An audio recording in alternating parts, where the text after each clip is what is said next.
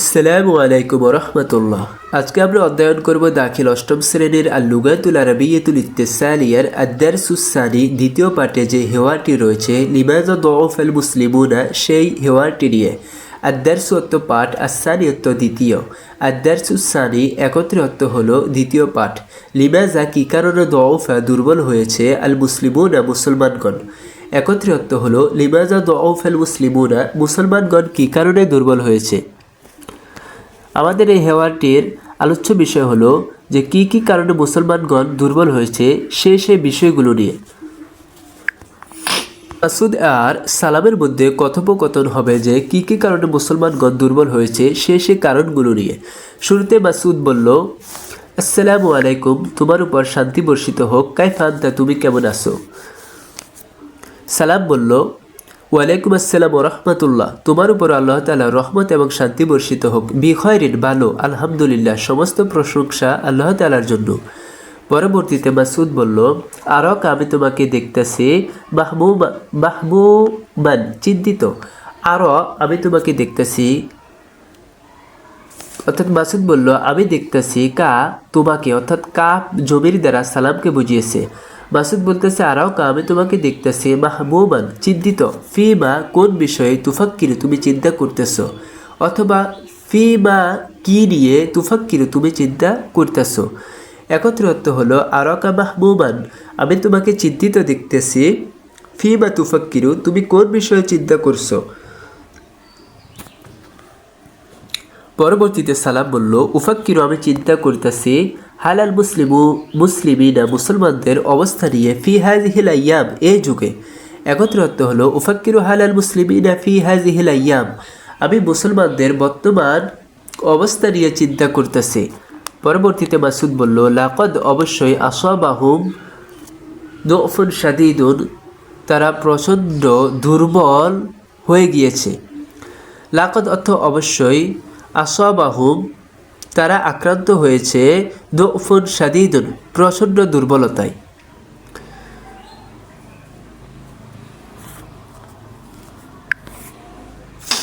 সালাম বলল, ফেলান, বাস্তবেই, তা সত্য। ফেলান অর্থ বাস্তবেই।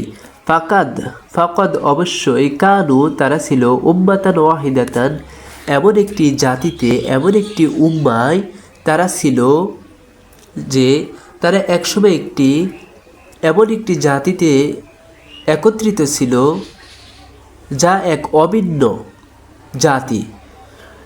এটার অর্থ করার সময় তোমরা বলবে ফাকাত কানু, তারা ছিল, উম্মাতান ওয়াহিদাতান, একটি অভিন্ন জাতি।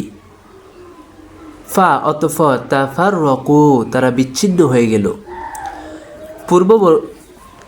পূর্বে মুসলমানগণ একটি অভিন্ন জাতিতে ছিল, অর্থাৎ তারা পৃথক পৃথক ছিল না, তারা একত্রিত ছিল। এ কারণে বলতেছে ফাকাত কানু উম্মাতান ওয়াহিদাতান, তারা একটি অভিন্ন জাতিতে ছিল। ফা অতঃপর তাফাররাকু, তারা ধীরে ধীরে বিচ্ছিন্ন হয়ে গেল। পরবর্তীতে মাসুদ বলল, মা, কি আসবাবুন, কারণ সমূহ, হাযা দুফি, এ দুর্বলতার, ফি রাইকা, তোমার মতে। মাসুদ বলতেছে মা আসবাবু হাযা দুফি ফি রাইকা, তোমার মতে এই দুর্বলতার কারণগুলো কি কি।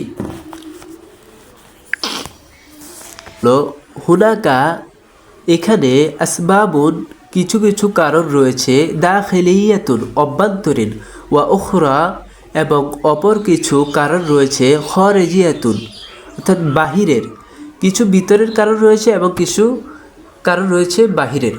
মাসুদ বলল, লিনাবদা, আমাদের উচিত শুরু করা, আউয়ালান, প্রথমে, বিল আসবাবিদ দাখিলিয়াতি, অভ্যন্তরীণ কারণগুলো সমাধান করার মাধ্যম দিয়ে। অর্থাৎ একত্রে অর্থ করার সময় তোমরা বলবে লিনাবদা আউয়ালান বিল আসবাবিদ দাখিলিয়াতি, যে আমাদের উচিত প্রথমে অভ্যন্তরীণ কারণগুলো নিয়ে আলোচনা করা। পরবর্তীতে সালাম বলল, আহাম্মুহা, এই কারণগুলোর মধ্যে সব থেকে গুরুত্বপূর্ণ কারণ, অর্থাৎ এই অভ্যন্তরীণ কারণগুলো থেকে সব থেকে গুরুত্বপূর্ণ কারণ কি সেটি নিয়ে আলোচনা করা। যে তার মধ্যে এই অভ্যন্তরীণ কারণগুলোর মধ্যে সবথেকে গুরুত্বপূর্ণ হলো ইবতিআদুল মুসলিমিনা, মুসলমানদের দূরে সরে যাওয়া, আনিল ইসলামে, ইসলাম থেকে, ওয়া কাসরাতুল খিলাফাতি, এবং অধিক ওয়ালুহুম, এবং তাদের অন্বেষণের কারণে, বিমা, যা লা ইউফিদুহুম, তাদেরকে উপকৃত করে না। ৪র্থ নম্বর কারণ কি? ওয়াইশতিগালুহুম বিমা লা ইউফিদুহুম, তারা এমন একটি কাজের দিকে অন্বেষণ করেছে যা তাদেরকে উপকৃত করে না। অর্থ করার সময় তোমরা বলবে ওয়াইশতিগালুহুম, তাদের অন্বেষণের কারণে, বিমা, যা লা ইউফিদুহুম, তাদেরকে উপকৃত করে না। পরবর্তীতে মাসুদ বলল বাল ওয়ামান আসবাবুল খারিজিয়াতু, বাহিরের যে কারণগুলো রয়েছে সে কারণগুলো কি কি? সালাম বলল আসবাবুন কাসিরাতুন, এর অনেকগুলো কারণ রয়েছে, আলা রাসিহা, তার মধ্যে সব থেকে বড় কারণ হলো আল ইস্তেমার। আল ইস্তেমারু অর্থ হচ্ছে ঔপনিবেশবাদ। পরবর্তী রয়েছে ওয়াল ইস্তিশরাক, এবং প্রাচ্যবাদ, ওয়াল গজউ সাকাফিয়্যু, এবং সাংস্কৃতিক যুদ্ধ, সাংস্কৃতিক আগ্রাসন। তাহলে যে বাহিরের যে কারণগুলো রয়েছে তার মধ্যে সব থেকে প্রাধান্য কোন কারণগুলো? আল ইস্তেমার, উপনিবেশবাদ, ওয়াল ইস্তিশরাক, এবং প্রাচ্যবাদ, ওয়াল গজওয়াতু সাকাফিয়্যু, এবং সাংস্কৃতিক আগ্রাসন। গজউ অর্থ হচ্ছে যুদ্ধ, আর সাকাফি অর্থ সাংস্কৃতিক। একত্রে অর্থ করার সময় আল গজউ সাকাফিয়্যু, সাংস্কৃতিক যুদ্ধ অথবা সাংস্কৃতিক আগ্রাসন। মাসুদ, পরবর্তীতে মাসুদ বলল ওয়ামাল আমালু, কি করণীয়? এখন কি করণীয়? এই যে অভ্যন্তরীণ এবং যে বাহিরের যে কারণগুলো রয়েছে সেগুলো সমাধান করার জন্য এখন কি করণীয়? ওয়ামাল আমালু, কি করণীয়? কাইফা, কিভাবে, ইয়ারজিউ, ফিরে আসবে, আল মুসলিমুনা, মুসলমানগণ, ইলা আহাদিল কুওয়াতি, শক্তির যুগের দিকে। বলতেছে যে কাইফা ইয়ারজুল মুসলিমুনা, মুসলমানগণ কিভাবে ফিরে আসবে, ইলা আহাদিল কুওয়াতি, শক্তির যুগে।